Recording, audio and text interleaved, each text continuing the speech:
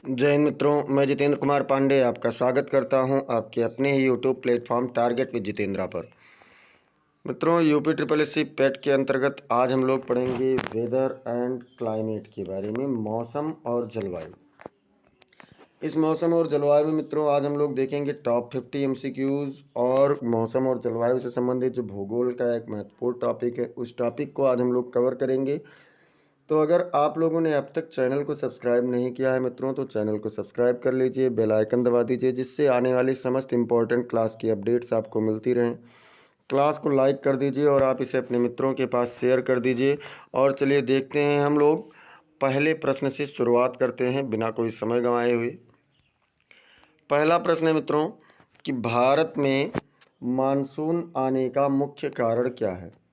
भू आकृति है, या फिर स्थल एवं जल का असमान ताप है, या फिर पवन दिशा है, या फिर चुंबकीय प्रभाव है? आप लोग भी मित्रों आंसर करते रहिए। तो जो स्थल एवं जल का असमान ताप है, स्थल एवं जल का असमान ताप, इसी के कारण क्या होता है मित्रों? मानसून आता है।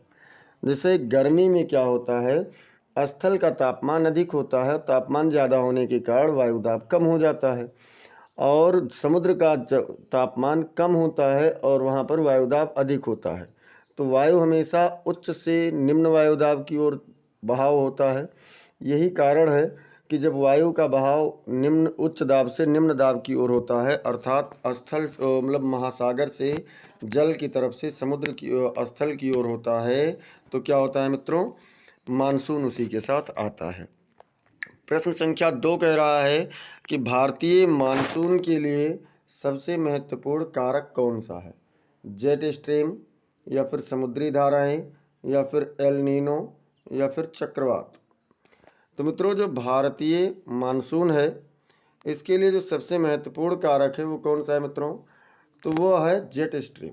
जेट स्ट्रीम जो कि क्षोभ मंडल की ऊपरी सतह में काफ़ी तेज, लगभग 10 से 12 किलोमीटर की ऊंचाई पर बहुत तेज चलने वाली हवाएं होती हैं, और इन्हीं हवाओं के प्रभाव के कारण भारतीय मानसून प्रमुख रूप से प्रभावी होता है। प्रश्न संख्या 3 के रहा है एल नीनो घटना का सीधा प्रभाव क्या होता है? वर्षा में वृद्धि, या वर्षा में कमी, या फिर तूफान में वृद्धि, या फिर तापमान में कमी?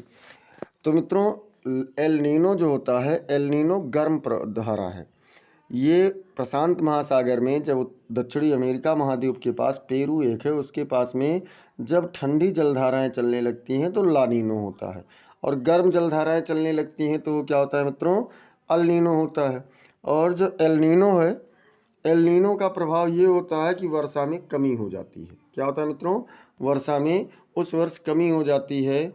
बी वाला विकल्प आपका सही उत्तर हो जाएगा। प्रश्न संख्या 4 कह रहा है मित्रों कि लानीनो की स्थिति में सामान्यतः क्या होता है?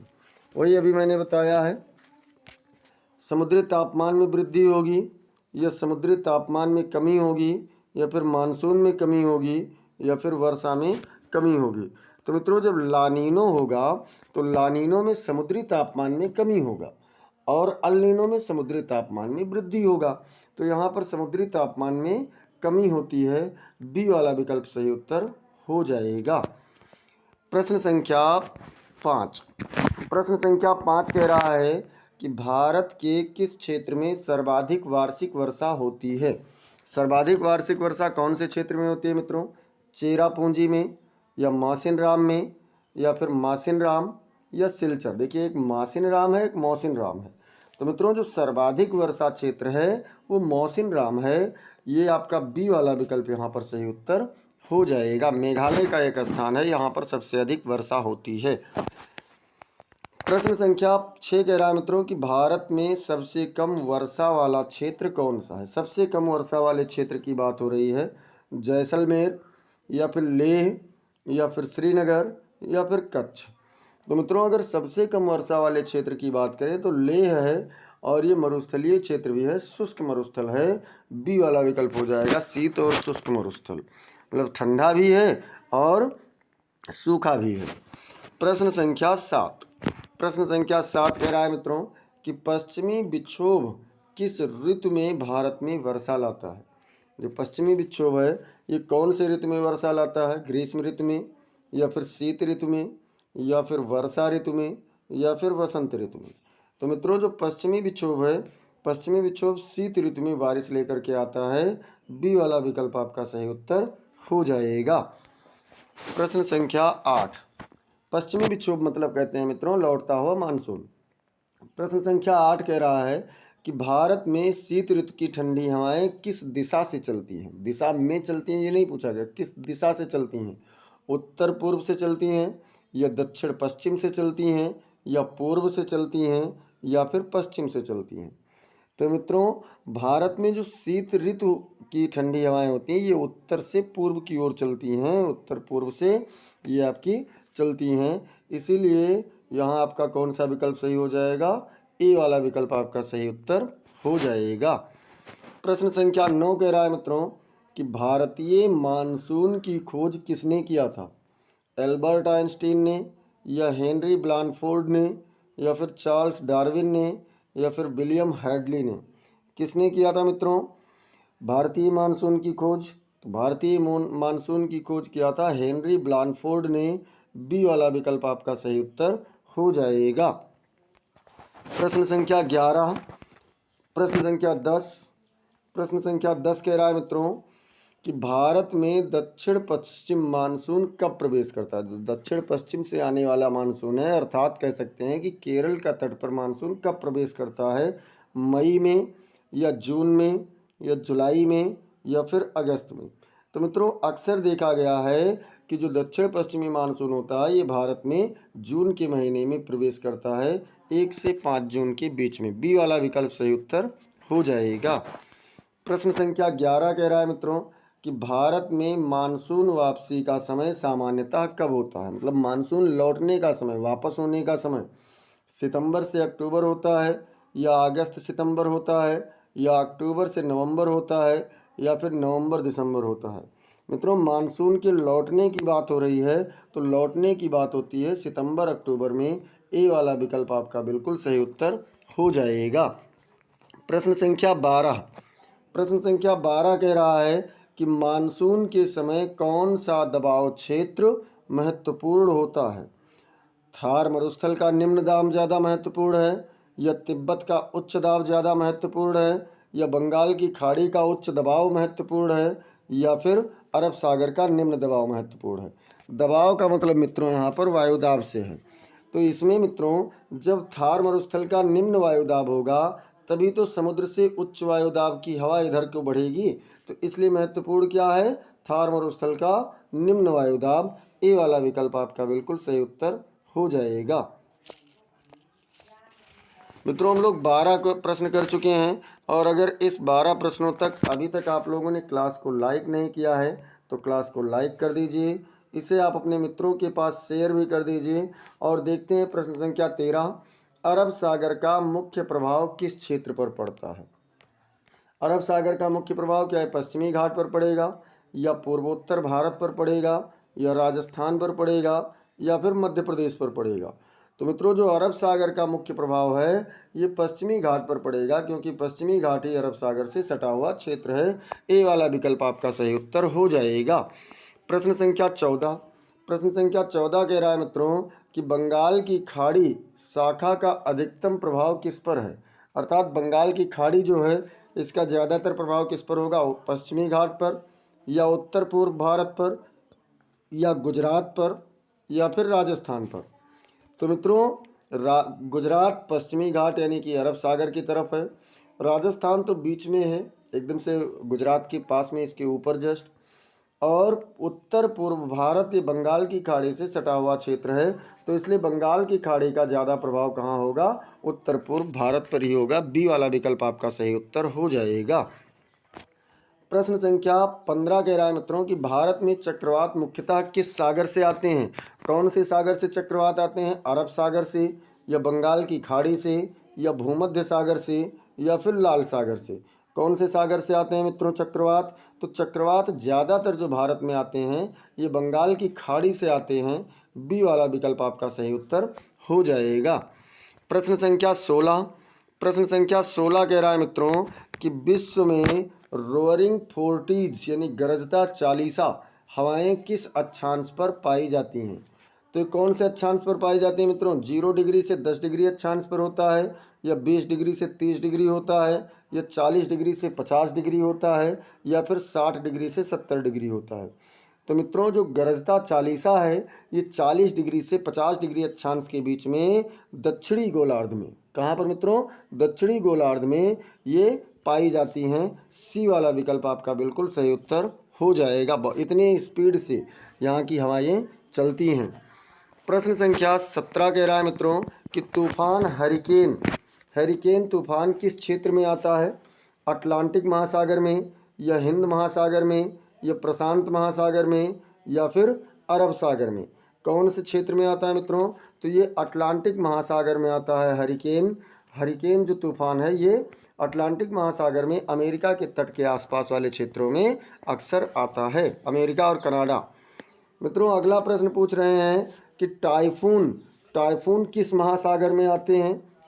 अटलांटिक महासागर में, या हिंद महासागर में, या प्रशांत महासागर में, या फिर आर्कटिक महासागर में? तो मित्रों टाइफून जो है ये चीन के आसपास आने वाले तूफान, चक्रवातीय तूफान जो हैं ये प्रशांत महासागर में आते हैं। सी वाला विकल्प आपका बिल्कुल सही उत्तर हो जाएगा। प्रश्न संख्या 19 कह रहा है मित्रों कि विली विली तूफान किस क्षेत्र में आता है? जो विली विली तूफान है क्या ये ऑस्ट्रेलिया में आता है, या अमेरिका में आता है, या जापान में आता है, या फिर भारत में आता है? मित्रों विली विली जो है ये आता है ऑस्ट्रेलिया में चक्रवात को क्या कहते हैं? विली विली कहते हैं। ए वाला विकल्प आपका सही उत्तर हो जाएगा। प्रश्न संख्या 20 कह रहा है मित्रों कि साइक्लोन फैनी 2019 में किस राज्य में आया था? फैनी एक साइक्लोन था मित्रों और 2019 में आया था। तो ये कौन से राज्य में आया था पूछ रहा है? आंध्र प्रदेश में, या उड़ीसा में, या तमिलनाडु में, या फिर गुजरात में? कहाँ पर आया था मित्रों? तो ये आया था उड़ीसा में। कहाँ पर? उड़ीसा में। बी वाला विकल्प आपका बिल्कुल सही उत्तर हो जाएगा। प्रश्न संख्या 21 कह रहा है मित्रों कि भारत का कौन सा क्षेत्र उष्णकटिबंधीय मानसूनी जलवायु का है? मतलब उष्णकटिबंधीय मानसूनी जलवायु वाला क्षेत्र कौन सा है मित्रों? पूरा भारत है, या फिर पूर्वोत्तर भारत है, या उत्तर भारत है, या दक्षिण भारत है? तो मित्रों जो भारत का पूरा मानसूनी जलवायु वाला क्षेत्र है ये कैसा है? उष्णकटिबंधीय जलवायु क्षेत्र है। ए वाला विकल्प आपका बिल्कुल सही उत्तर हो जाएगा। प्रश्न संख्या 22 कह रहा है कि विश्व का सबसे शुष्क मरुस्थल कौन सा है? सबसे शुष्क मरुस्थल क्या गोबी का मरुस्थल है, या सहारा का मरुस्थल है, या अटाकामा है, या फिर कालाहारी है? तो मित्रों जो सबसे शुष्क मरुस्थल की बात होगी तो ये अटाकामा मरुस्थल है। सी वाला विकल्प आपका सही उत्तर हो जाएगा। प्रश्न संख्या 23 कह रहा है मित्रों कि विश्व का सबसे शीत मरुस्थल कौन सा है? शीत मतलब जो बर्फीले क्षेत्रों में पाया जाता है। क्या ये गोबी का मरुस्थल है, या अंटार्कटिका है, या फिर कालाहारी है, या फिर सहारा है? कौन सा है मित्रों? तो इसमें जो अंटार्कटिका है ये बर्फीले क्षेत्र का है और मरुस्थल भी है। बी वाला विकल्प आपका बिल्कुल सही उत्तर हो जाएगा। प्रश्न संख्या 24 कह रहा है मित्रों कि भूमध्य सागरीय जलवायु की मुख्य फसल कौन सी है? अर्थात भूमध्य सागर के आसपास जो जलवायु है उसकी मुख्य फसल कौन सी है? क्या गेहूं है, या फिर मक्का है, या अंगूर है, या चावल है? तो मित्रों भूमध्य सागरीय जलवायु की जो मुख्य फसल है वो कौन सी फसल है? अंगूर है। सी वाला विकल्प आपका बिल्कुल सही उत्तर हो जाएगा। 24 प्रश्न हो चुका है मित्रों। अगर अब तक आप लोगों ने क्लास को लाइक नहीं किया है तो क्लास को लाइक कर दीजिए, इसे आप अपने मित्रों के पास में शेयर भी कर दीजिए। और चलिए देखते हैं प्रश्न संख्या 25 क्या कह रहा है कि टुंड्रा जलवायु किसके लिए प्रसिद्ध है? 25वां प्रश्न कह रहा है टुंड्रा जलवायु किसके लिए प्रसिद्ध है? गर्मी और वर्षा के लिए, या फिर ठंड और बर्फ के लिए, या फिर रेतीला मौसम के लिए, या फिर मानसून के लिए? किसके लिए प्रसिद्ध है मित्रों? तो जो टुंड्रा जलवायु है ये ठंड और बर्फ के लिए है, साइबेरियाई क्षेत्र में पाया जाता है ये जलवायु। बी वाला विकल्प आपका बिल्कुल सही उत्तर हो जाएगा। प्रश्न संख्या 26 कह रहा है मित्रों कि स्टेपी जलवायु का मुख्य क्षेत्र कौन सा है। स्टेपी जलवायु पूछ रहा है, क्या एशिया का मध्य भाग है, या अफ्रीका का उत्तरी भाग है, या फिर ऑस्ट्रेलिया का मध्य भाग है, या दक्षिण अमेरिका है। तो मित्रों एक स्टेपीज घास का मैदान है, स्टेपीज घास का मैदान है एक मित्रों, और ये उसी के आसपास वाली जलवायु कैसी जलवायु कहलाती है, स्टेपी जलवायु कहलाती है। और स्टेपीज घास का मैदान एशिया के मध्य भाग में है, और स्टेपीज जो जलवायु है ये भी कहाँ है, एशिया के मध्य भाग में है। आपका ए वाला विकल्प सही उत्तर हो जाएगा। प्रश्न संख्या 27 कह रहा है मित्रों कि सवाना घास भूमि किस महाद्वीप में अधिक पाई जाती है। सवाना की बात हो रही है मित्रों, सवाना कहाँ पर ज़्यादा होती है, एशिया में, या फिर अफ्रीका में, या ऑस्ट्रेलिया में, या यूरोप में। तो मित्रों सवाना जो है ये कहाँ पर है, तो ये अफ्रीका महाद्वीप में है। अफ्रीका महाद्वीप के उष्णकटिबंधीय घास के मैदानों को क्या कहते हैं, सवाना कहते हैं। बी वाला विकल्प आपका सही उत्तर हो जाएगा। प्रश्न संख्या 28 कह रहा है मित्रों कि भारत में लू किस ऋतु में चलती है। जो लू चलती है कौन से ऋतु में चलती है, शीत ऋतु में, या ग्रीष्म ऋतु में, या वर्षा ऋतु में, या फिर पतझड़ की ऋतु में। तो मित्रों लू आप लोग सभी परिचित हैं, ग्रीष्म ऋतु में उत्तर भारत में लू का प्रभाव ज़्यादा होता है। प्रश्न संख्या 29 प्रश्न संख्या 29 कह रहा है मित्रों कि कोरियालिस बल का प्रभाव किस पर होता है। कोरियालिस बल है क्या, कोरियालिस बल ये है कि पृथ्वी जब अपनी घूर्णन गति करती है तो वो एक प्रकार का बल उत्पन्न करती है घूर्णन गति से, उस बल को ही कोरियालिस बल कहा जाता है। कोरियालिस बल के कारण मित्रों जो समुद्री जलधाराएं हैं उत्तरी गोलार्ध में, समुद्री जलधारा हो या हवा हो, अपने दाहिने ओर झुक जाती है और दक्षिणी गोलार्ध में बाएं ओर झुक जाती है। तो मित्रों यहाँ पूछ रहे हैं कि किस पर होता है, केवल वायु पर, या केवल समुद्री धाराओं पर, या वायु और समुद्री धाराओं दोनों पर, या केवल भूमि पर। तो मित्रों कोरियालिस बल का जो प्रभाव होता है ये वायु और समुद्री जलधाराओं दोनों पर होता है। सी वाला विकल्प आपका बिल्कुल सही उत्तर हो जाएगा। प्रश्न संख्या 30 कह रहा है मित्रों कि हिमालय का मानसून पर क्या प्रभाव है। हिमालय क्या करता है, वर्षा को रोकने का काम करता है, या ठंडी हवाओं को रोकता है, या मानसूनी हवाओं को मोड़ देता है, या उपरोक्त सभी है। तो मित्रों अगर हम लोग इसमें देखें हिमालय का प्रभाव, तो हिमालय वर्षा को भी रोकता है, ठंडी हवाओं को भी रोकता है, और मानसूनी हवाओं को भी मोड़ देता है। इसलिए आपका डी वाला विकल्प यहाँ पर सही उत्तर हो जाएगा। प्रश्न संख्या 31 कह रहा है कि भारत का शीत मरुस्थल कहाँ है, लेह लद्दाख में, या जैसलमेर में, या कच्छ में, या फिर कुल्लू में। तो मित्रों जो भारत का शीत मरुस्थल है ये कहाँ पर है, तो ये लेह लद्दाख में है। ए वाला विकल्प आपका बिल्कुल सही उत्तर हो जाएगा। प्रश्न संख्या 32 क्या कह रहा है मित्रों, प्रश्न संख्या 32 कह रहा है कि दक्षिणी गोलार्ध में चक्रवात किस दिशा में घूमते हैं। अर्थात जो चक्रवात होते हैं दक्षिणी गोलार्ध के ये कौन सी दिशा में घूमते हैं मित्रों, घड़ी की दिशा में, या घड़ी की विपरीत दिशा में, या फिर स्थिर रहते हैं, या दिशा बदलते रहते हैं। तो मित्रों जो चक्रवात होते हैं ये स्थिर नहीं होते हैं, और ये मतलब एक ही दिशा में चलते हैं, मतलब दिशा भी नहीं बदलते हैं। तो ये चलते कैसे मित्रों दक्षिणी गोलार्ध में, तो ये दक्षिणी गोलार्ध में क्लॉकवाइज होते हैं, घड़ी की दिशा में होते हैं, और उत्तरी गोलार्ध में एंटी क्लॉकवाइज होते हैं, अर्थात घड़ी की विपरीत दिशा में होते हैं। ए वाला विकल्प आपका सही उत्तर हो जाएगा। प्रश्न संख्या 33 गर्मी के मौसम में अधिकतम तापमान कब होता है। गर्मी के मौसम में मित्रों पूछ रहा है कि अधिकतम तापमान कब होता है, अप्रैल में, या फिर मई में, या फिर जून में, या फिर जुलाई में। तो मित्रों जो गर्मी का मौसम होता है उसमें सबसे ज़्यादा तापमान मई में देखने को मिलता है। बी वाला विकल्प आपका बिल्कुल सही उत्तर हो जाएगा। प्रश्न संख्या 34 कह रहा है मित्रों कि पवन की दिशा किस उपकरण से मापी जाती है। पवन की दिशा किस उपकरण से मापी जाती है। यहाँ समझिए मित्रों आप लोग, इसमें बैरोमीटर, या एनीमोमीटर, या विंड वैन, या फिर हाइड्रोमीटर। तो मित्रों बैरोमीटर क्या करता है, तो बैरोमीटर मापता है वायुदाब। क्या मापता है मित्रों, वायुदाब मापता है। अगर हम लोग बात करें एनीमोमीटर की, तो एनीमोमीटर क्या मापता है मित्रों?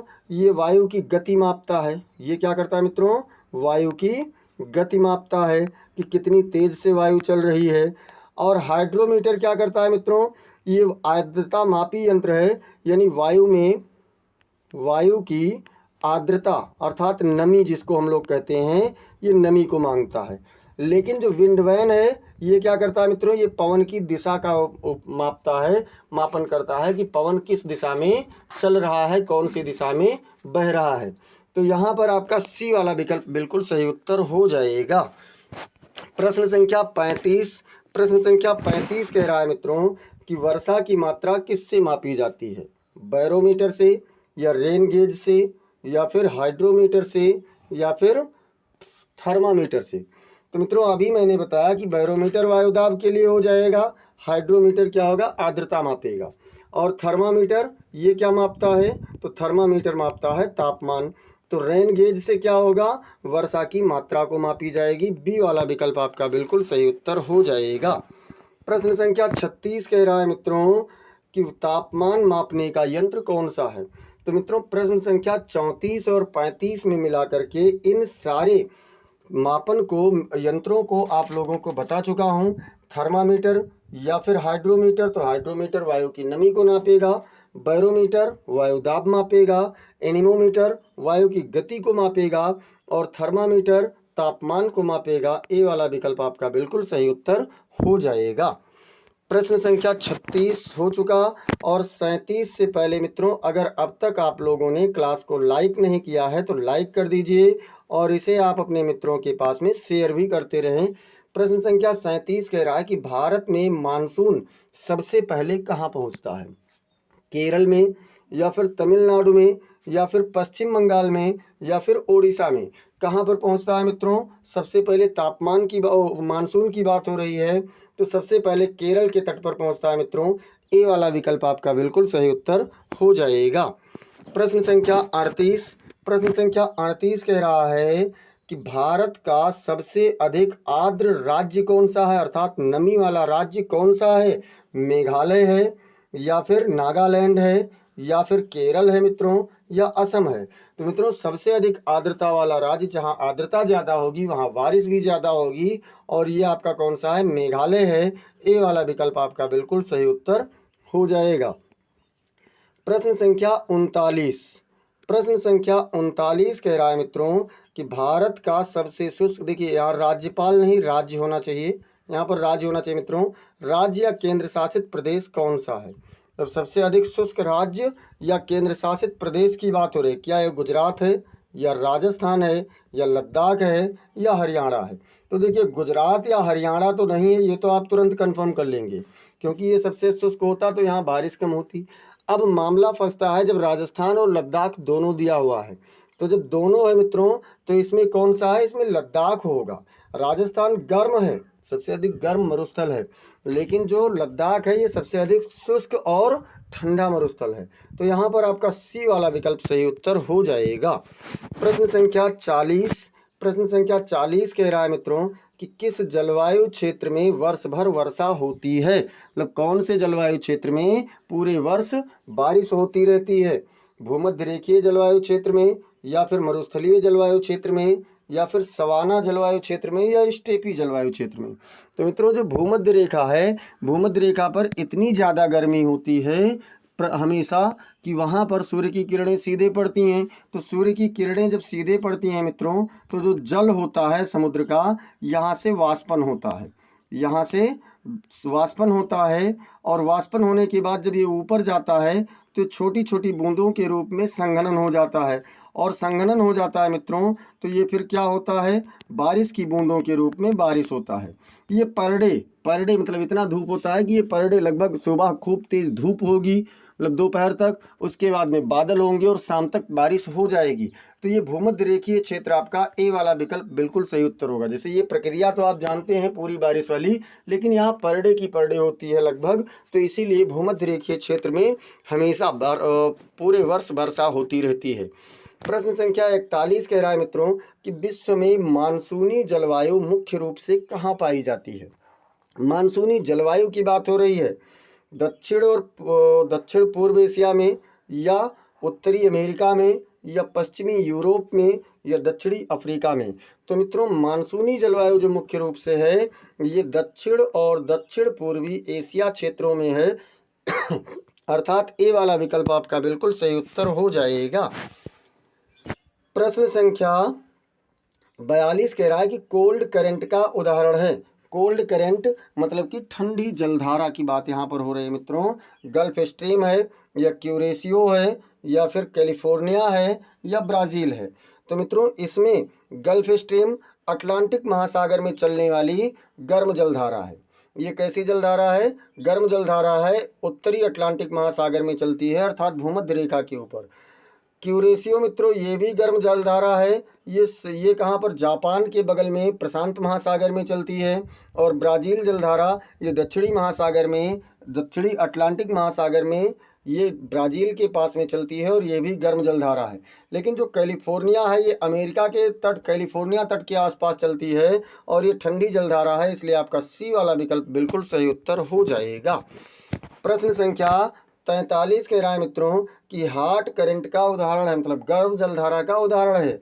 ये लैब्राडोर करंट या फिर पेरू करंट या फिर क्यूरेशियो करंट या फिर कैनारी करंट।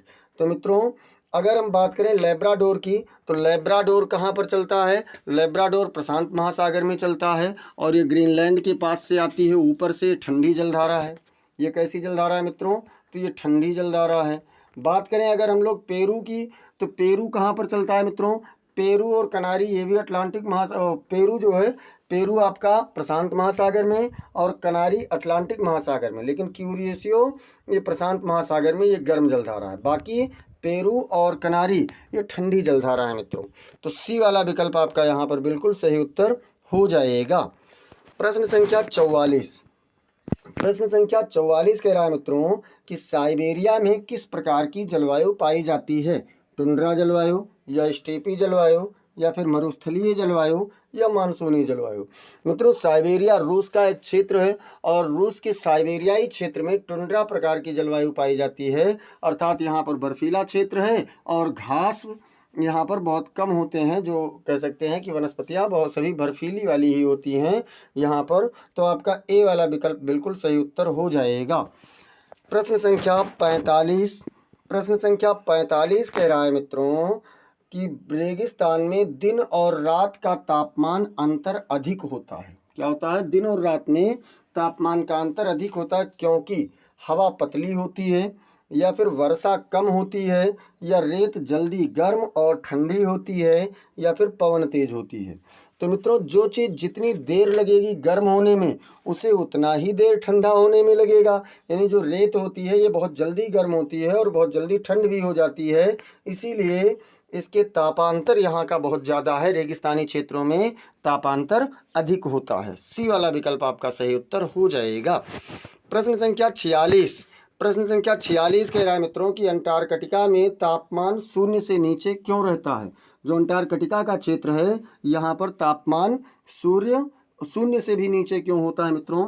तो अगर बात करें तो सूर्य की किरणें सीधे नहीं पड़ती हैं, या फिर बर्फ़ का विस्तार बहुत है, या उच्च अक्षांश है, या फिर उपरोक्त सभी हैं। तो मित्रों ये सभी फैक्टर यहाँ पर लागू होते हैं। यहाँ पर सूर्य की किरणें भी सीधी नहीं पड़ती हैं, तिरछी होती हैं, यहाँ पर बर्फ़ का विस्तार भी ज़्यादा है और यहाँ पर उच्च अक्षांश भी है, इसलिए डी वाला विकल्प आपका बिल्कुल सही उत्तर हो जाएगा।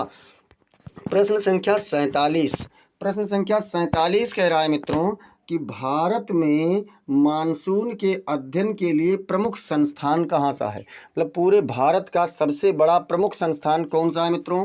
कहाँ पर है? पुणे में है या फिर दिल्ली में है या फिर चेन्नई में है या फिर मुंबई में है? तो मित्रों जो मानसून के अध्ययन के लिए सबसे बड़ा संस्थान है वो पुणे में है। ए वाला विकल्प आपका बिल्कुल सही उत्तर हो जाएगा।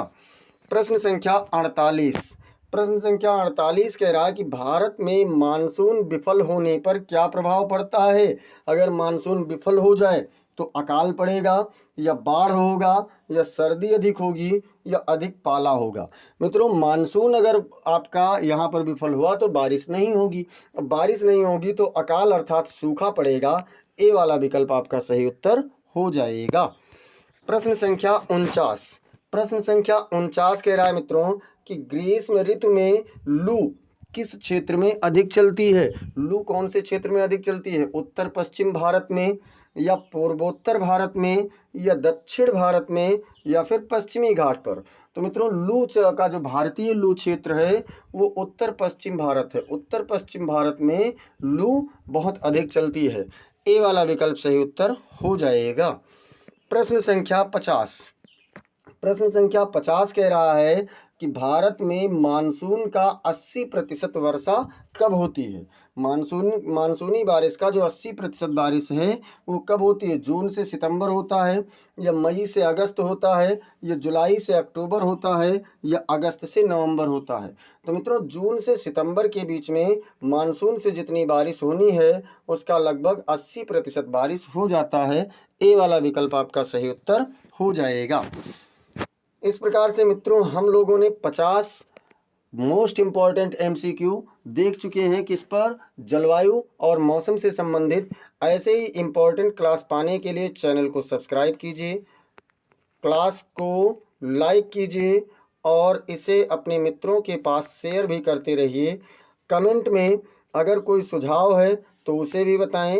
आपके कुल कितने मार्क्स सही हुए ये भी ज़रूर बताएं और प्रश्नों की सीरीज आपको कैसी लगी इसे भी ज़रूर बताएं। मित्रों मिलते हैं फिर अगली क्लास में, तब तक के लिए जय हिंद जय भारत।